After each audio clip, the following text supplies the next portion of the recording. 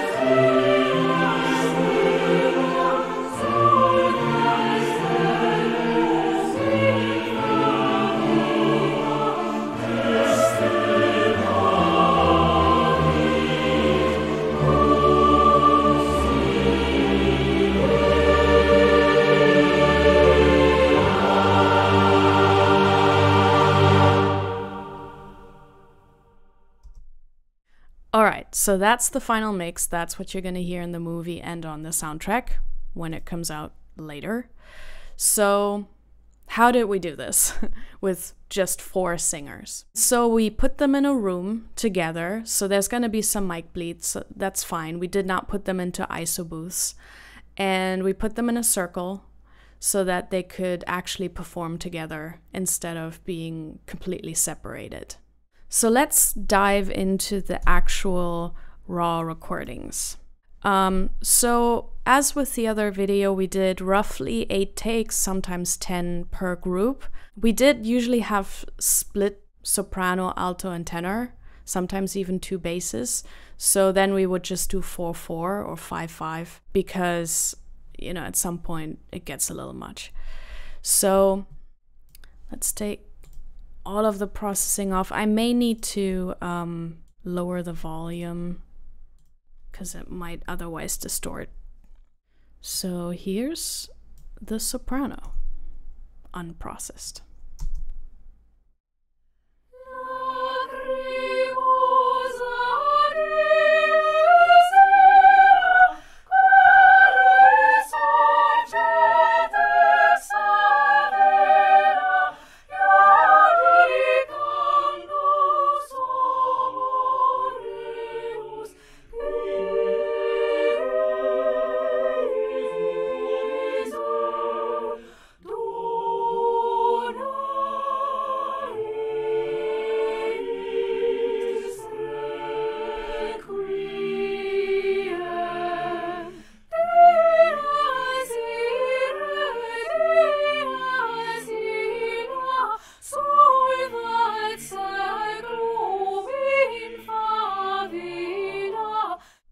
And so forth. Here are the altos. And you can see whenever someone had silence, I deleted the audio there because since they were all in the same room, there was some mic bleed and we don't need all that dirt in between. So I definitely cleaned this up whenever there was silence. So here's sopranos and altos, unprocessed. I made it softer here, otherwise it would distort.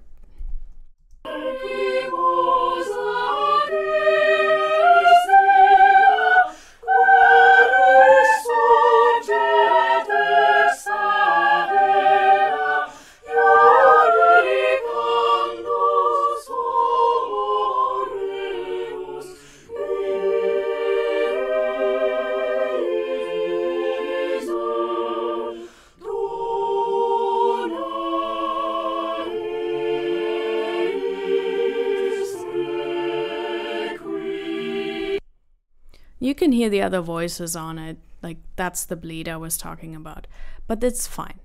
Here's the tenor.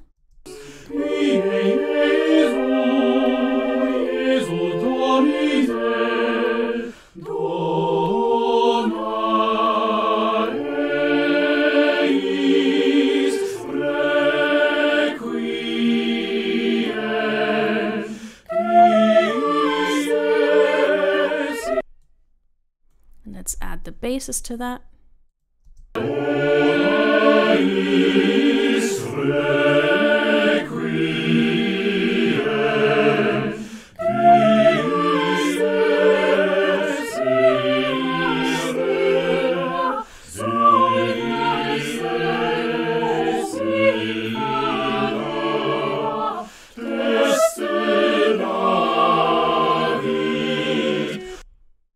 And so forth. You get the idea.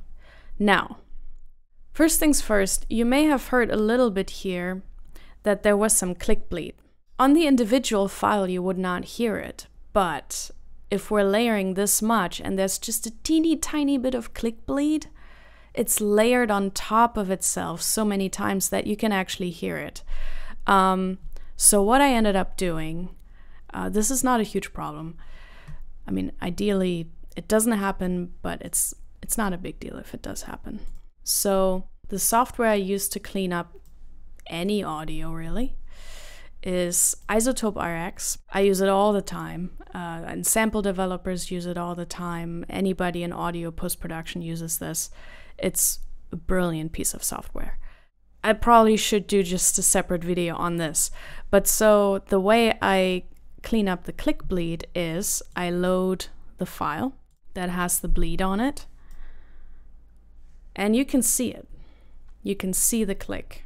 And you're not going to hear it where the person is singing, but you are going to hear it in, say, these parts, for example. So you can see where it's happening. Here, for example, you can see the click right there. And you can manually take that out. There are functions in here that I can't really get into that right now, otherwise this video would be like a million minutes long. So now you can see click is gone. But there's also a function here called declick, and basically it can analyze the file. You can play around with these parameters to see which one works best, which algorithm works best to take it out. The easiest way to test it is on this part, of course, and then you can just click process, and now the clicks are gone.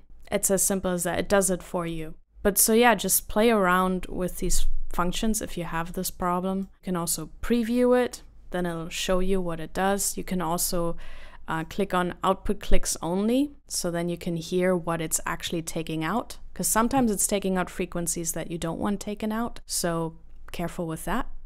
But yeah, that's how you get clicks out real fast. And then you just play through it once and just see if you need to go in surgically and, like, you know, remove anything else. But so this didn't take long, and we caught it, and then for later cues we actually fixed the click level so that we don't have this problem anymore. But so for this cue, you know, there was a little bit of click bleed in there. Now something I will do is I will take out any breaths that are too loud. I will at least, you know, put in little fades.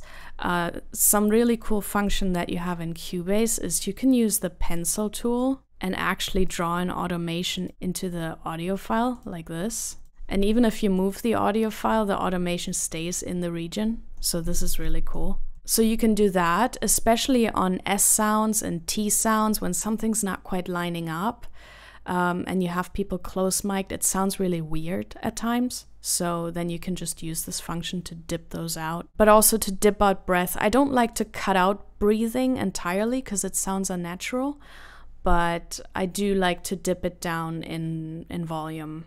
Even though these are classical singers, so their breathing actually wasn't that loud because they trained to not breathe too heavily. But so now we have all of our voices. I also did some basic volume balancing already because some of the singers were much louder than the other singers. So then we get into the processing chain. Some people have pointed out last time that I could just apply all these effects onto a bus channel. Well, yes, I do have a bus channel, of course. I'm not an idiot. All the choirs coming out here, and I did actually apply an effect there that I muted for the playback now. But I do need to often adjust the EQ and the compression and the volume levels and everything separately, so I do actually need the control. So that's why I'm not applying it to actual buses. You can see that I panned differently from last time. So last time I just panned my voice across the entire spectrum. I panned every harmony all across.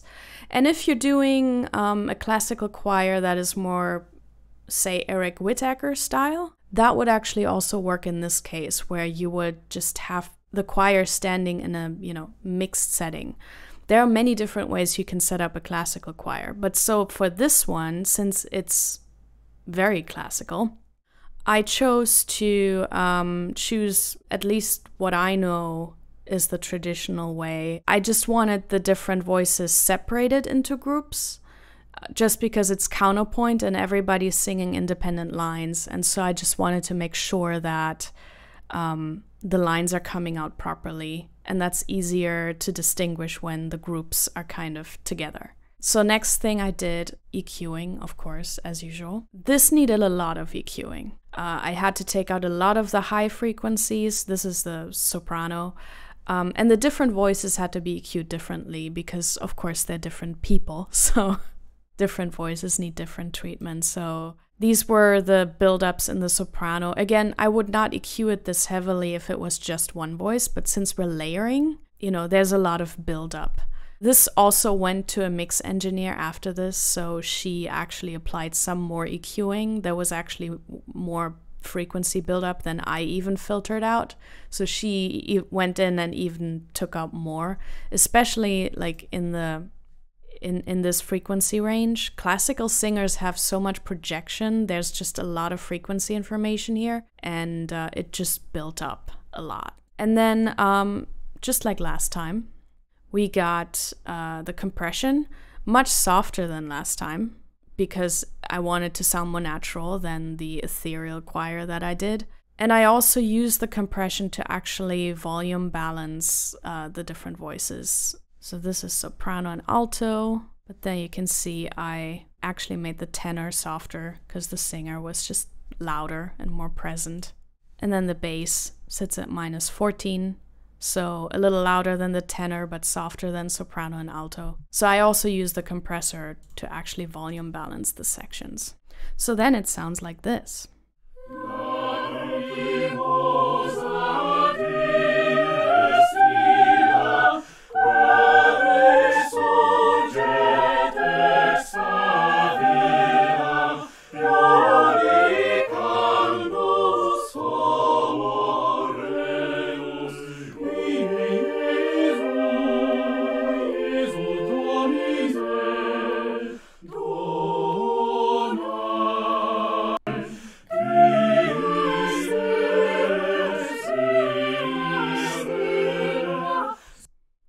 So way cleaner than before, way more tied together. All those extreme volume jumps are not there anymore. A lot of the frequency buildups aren't there anymore. But so something I've mentioned earlier is the S's and the T's. Because if you record people close mic'd and the S's and the T's are not exactly on top of each other, you get this weird effect. Or like when several T's just come after one another. So you can manually go in and kind of do volume dips or cut them out. But what actually also helps a lot is applying a de-esser. So this is the RX de-esser from the same software that I just showed you. But you can also use like whatever de-esser comes with your software, it's fine. With this, it vastly decreases the S and T sounds, which are too much anyway. It's too much frequency buildup, and you have less of that problem. So let's listen to it with this on.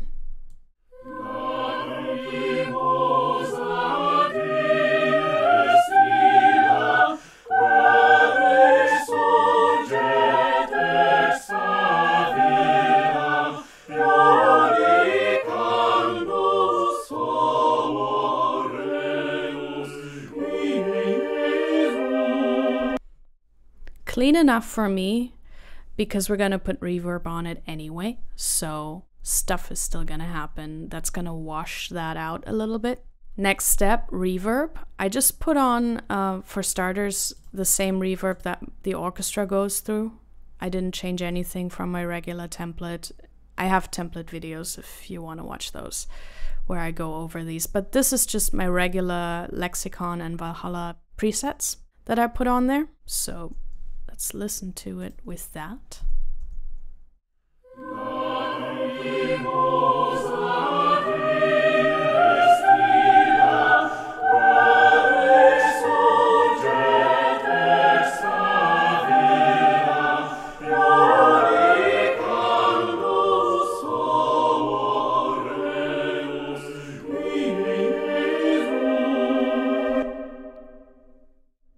So way better already. And then I went onto the bus output where all the choir comes out, and I added one reverb. I showed this in the other video, I think, the Church of San Lorenzo.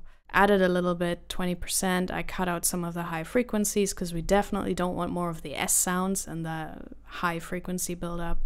Just because it is church music, so putting some kind of cathedral thing on it extra just seemed like a good idea. So this is what it sounds like with that extra reverb.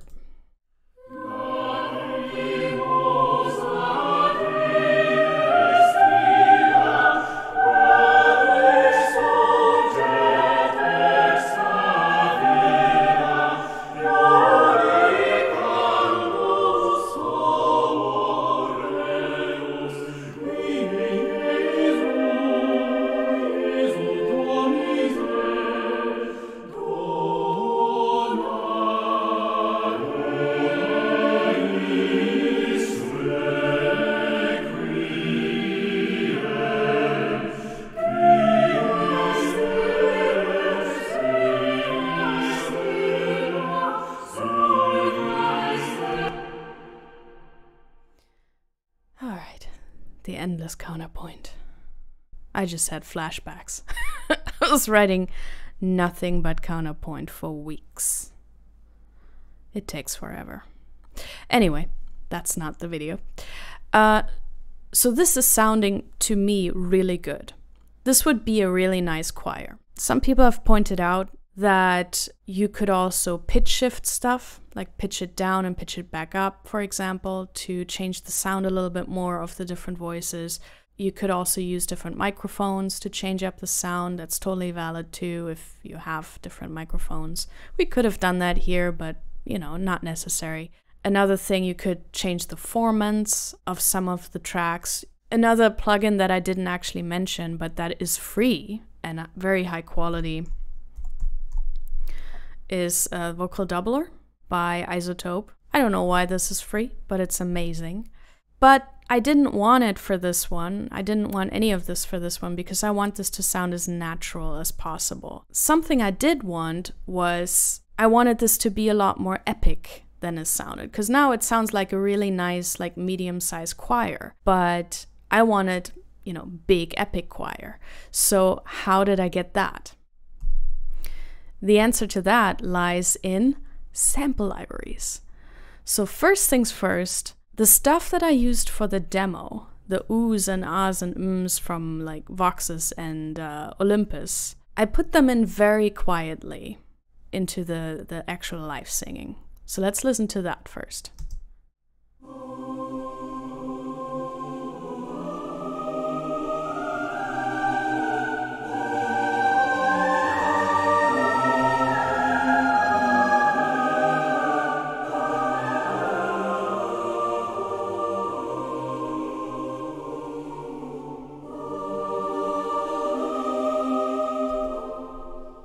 And so forth.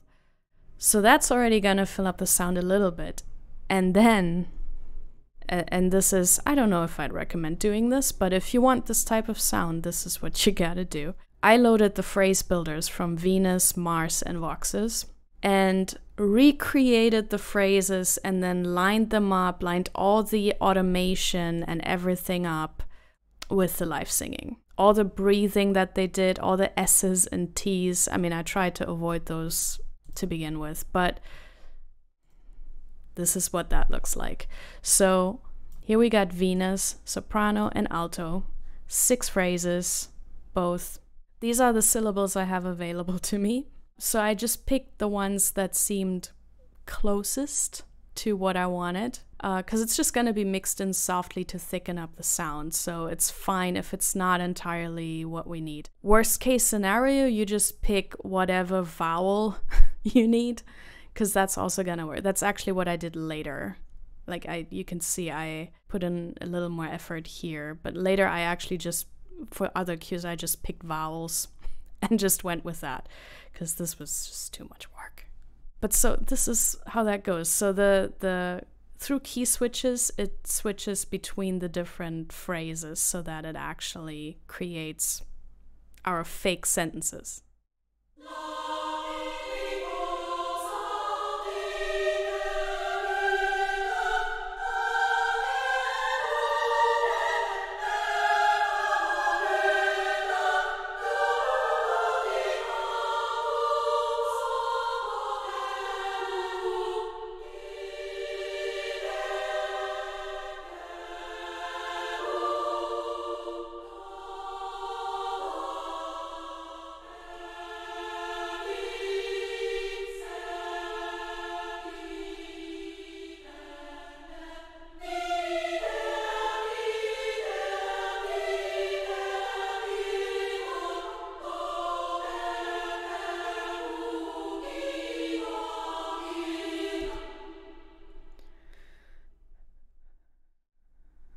These are pretty well timed, voxes as well, but you can see that it's struggling every time there's a non-vowel. Because the way it works is, the way a choir works is, say you have something like cre or re, then the R would come before the downbeat, right? So how do you do this with samples where some of these have to come earlier, but then others that don't have a consonant before the vowel need to come onto the beat? It always ends up being a little bit of a mess. Now you can start dragging around individual notes. I started doing that. And then 5 hours later, you have 6 phrases. This entire cue, just doing the whole phrase builder thing, probably took me 6 hours straight. Just to get all the automation and everything, because you have to have the live on while you do this so that it exactly blends with what the live people are doing. So, y'all, this is not ideal, but it's not fun, but the result is fun, so I put up with it. But so as far as phrase builders go, this is actually quite nice. And then Mars, same thing. Gotta line it up with the men. For some reason, explain this to me, Sound Iron. For some reason, the women recorded this many syllables and the men recorded this many syllables. What's up with that? Why do we not have the same syllables with the men as we do with the women? Explain yourself. Why are you making my life more difficult? You're lucky this library is so good. God damn it. Anyway, here we have the men. I had to replace some of the syllables because they weren't available. But so together they sound like this.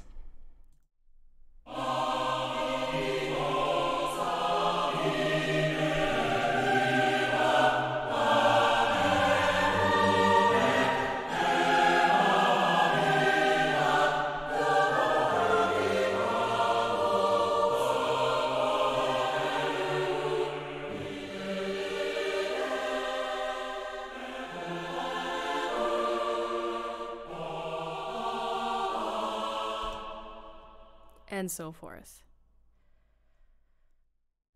This took forever. Also, they don't seem to react to the same controllers, the men and women, from what I'm gathering.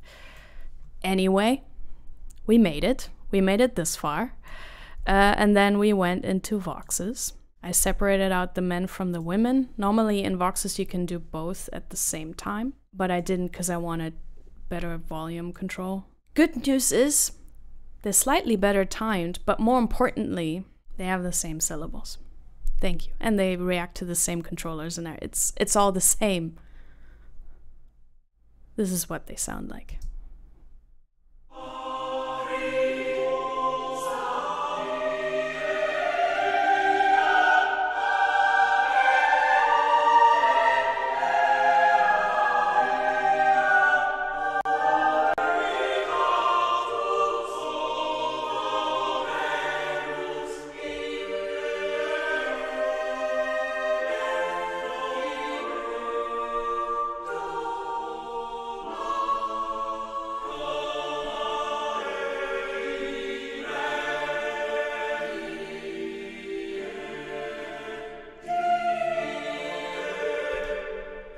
And you can hear they're struggling when you actually use not just vowels, but actual syllables. Both libraries are struggling to be timed properly. And I was struggling to time them properly. But as long as it blends with the life, it's fine. Because that's the whole purpose. Also, just generally be aware of phrase builders being very heavy on your system, not just playing it back, but also look at the RAM usage. 2.85 gigabytes for this patch, same for this, 1.76 gigabyte, 1.76, 472 MB, 510 MB. The total load is 5.57 gigabytes of RAM. I could probably purge some of this, but still, just be aware. Phrase builders are heavy. And I know there are phrase builders where you can design your own words and stuff, but that's not getting better. I've used those before, and it's just as messy and kind of more complicated. So this is what all this sampled stuff sounds like with the phrase builder.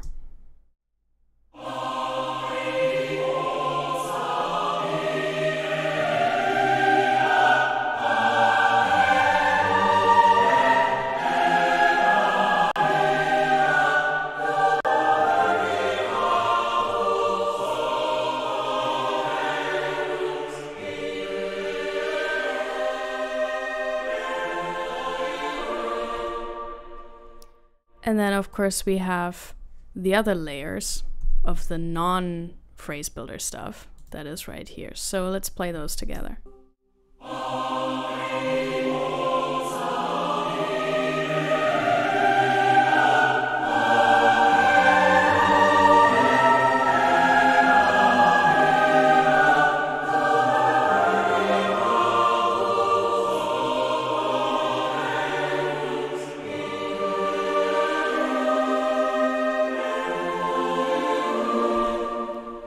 This actually sounds kind of good.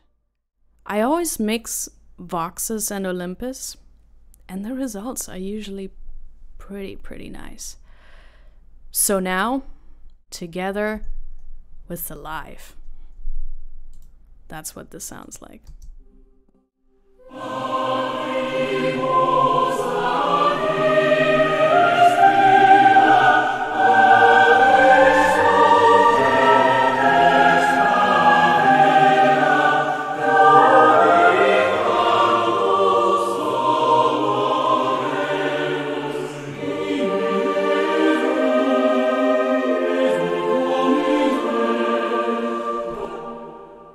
Not shit. It's a lot of work, but it's not shit. And then we have some strings filling that up. Oh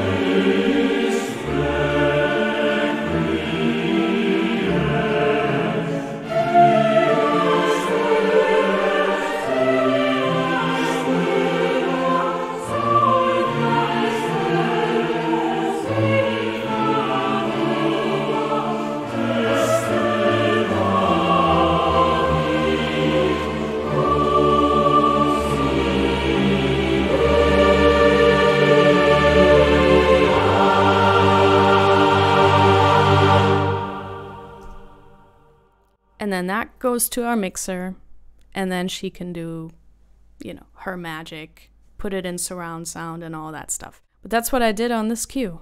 It's a hell lot of work. Yeah, I can't wait for this soundtrack to come out, because it's my first ever complete synthesized score, and then there's also this stuff in it, which is kind of just a very interesting mixture to have. But yeah, that's how you do that. I hope this is helpful at all. Some people have been asking if I'm on Patreon or another platform where they can support me through donations or anything similar. So I've signed up for Buy Me a Coffee. So if you go to the link in the description and you want to show your appreciation, you can do that there now. And thank you to everyone who has already contributed. I really appreciate it.